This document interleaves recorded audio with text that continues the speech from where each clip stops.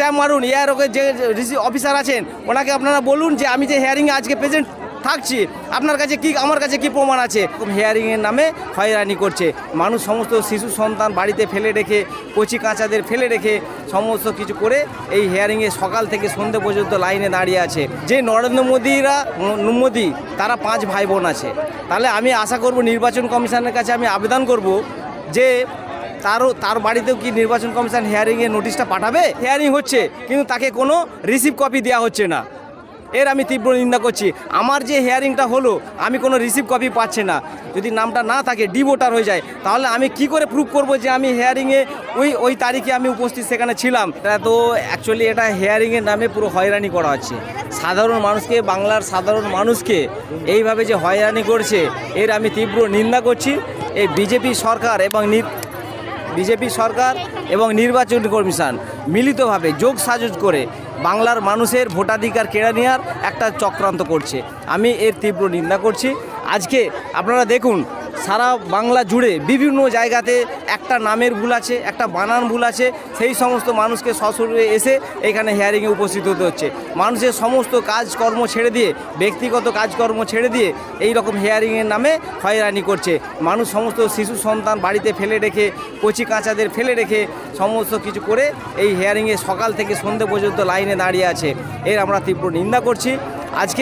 আজকে আমি একটা কথা আপনাকে বলতে চাই, যে নরেন্দ্র মোদী তারা 5 ভাই বোন আছে, তাহলে আমি আশা করব নির্বাচন কমিশনের কাছে আমি আবেদন করব যে তার বাড়িতেও কি নির্বাচন কমিশন হিয়ারিংয়ের নোটিশটা পাঠাবে, আমি তার কাছে আবেদন করতে চাই।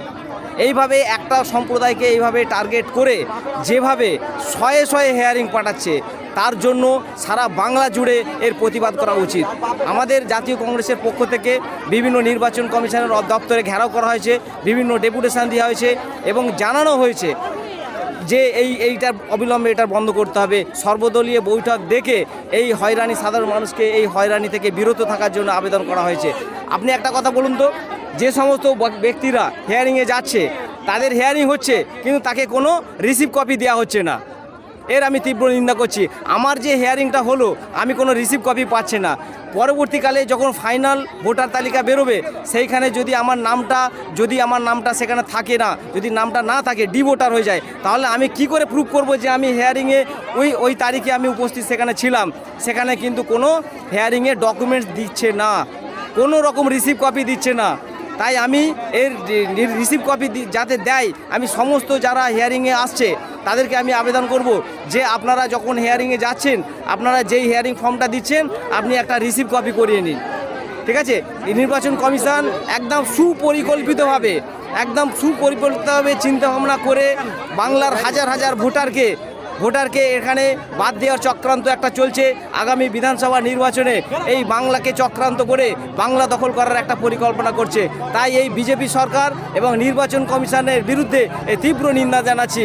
সাধারণ মানুষ, বাংলার মানুষকে একত্রিত হয়ে এই যে সাধারণ মানুষকে হয়রানি করছে এর তীব্র প্রতিবাদ করার জন্য আমি আবেদন করছি।